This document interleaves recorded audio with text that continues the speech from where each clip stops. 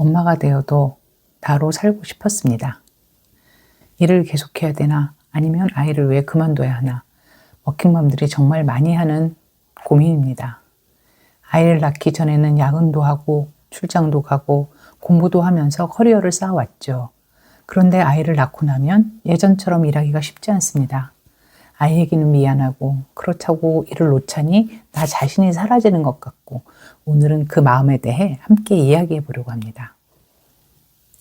엄마의 성장은 아이에게도 남습니다. 일하는 엄마들을 만나보면 이런 질문을 참 많이 하십니다. 제가 일하느라 엄마가 옆에 없어서 아이 정서나 행동에 문제가 생길까 걱정돼요. 그런데 얼마 전 한 대학생의 이야기를 들으며 참 마음이 뭉클했어요. 어릴 때 부모님이 늘 바쁘셨대요. 엄마도 일하셨고요. 그런데 그 학생은 서운했던 기억보다 열심히 일하는 엄마가 참 자랑스러웠다고 말하더군요. 그리고 이런 말도 했어요. 엄마가 포기하지 않고 자기 삶을 살아가는 모습이 오히려 제게 힘이 됐어요. 엄마의 성장은 엄마만의 것이 아닐지도 모릅니다. 어쩌면 아이는 엄마의 뒷모습을 보며 자기 삶을 배우고 있는지도 몰라요. 여러분은 어떤 엄마로 기억되고 싶으신가요?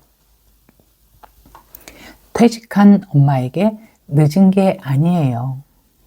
일하고 싶어도 주변 여건이 어려우면 어쩔 수 없는 경우도 있어요.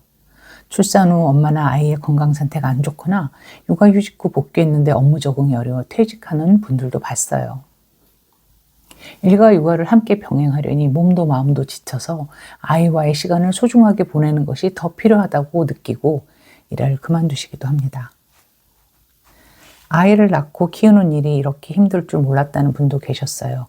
특히 아이가 어릴 때는요. 엄마의 돌봄이 많이 필요한 시기니까요.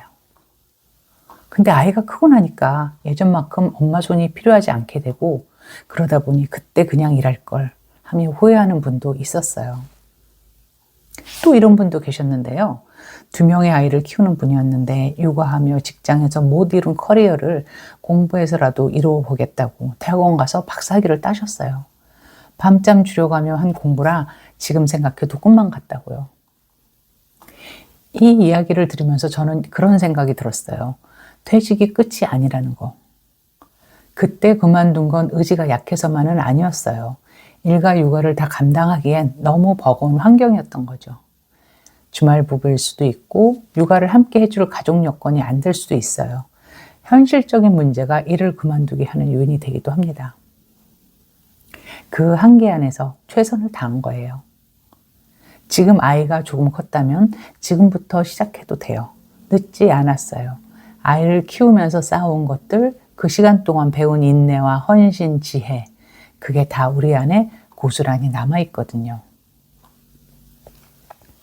워킹맘에게 더 중요한 건 선택이 아니라 균형입니다. 3살 어린 자녀를 외국에서 혼자 키우면서 일하고 살림하고 공부까지 하시는 분이 계셨어요. 그분이 이런 말씀을 하셨어요. 엄마로서는 잘하고 있는 것 같은데 나 자신으로서는 행복하지 않아요. 이 말이 마음에 그림자를 들게 하더라고요. 열심히 살고 있는데 행복하지 않은 느낌. 내 안에는 아직 하고 싶은 일이 많은데 현실적인 여건이 따라주지 않으면 내 삶이 멈춰 있는 것 같고 때로는 나 자신을, 아이를, 배우자를 혹은 현실을 원망하게 될 때도 있어요. 그렇지만 삶에는 저마다의 속도가 있는 것 같아요.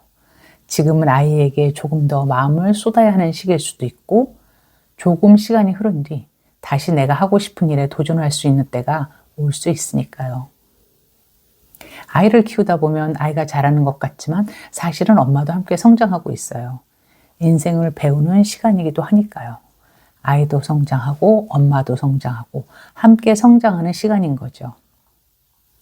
중요한 것은 전업맘이냐 워킹맘이냐보다 내 삶의 균형을 어떻게 만들어가느냐가 중요해요.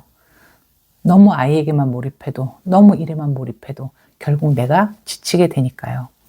아이도 성장하고 엄마도 성장하는 시간, 그 균형이 참 중요하다고 생각합니다. 어떤 선택을 했든 그 안에서 최선을 다하고 있는 모든 분들께 오늘 이 말을 드리고 싶어요. 잘하고 있어요. 정말로. 오늘 하루도 수고 많으셨습니다.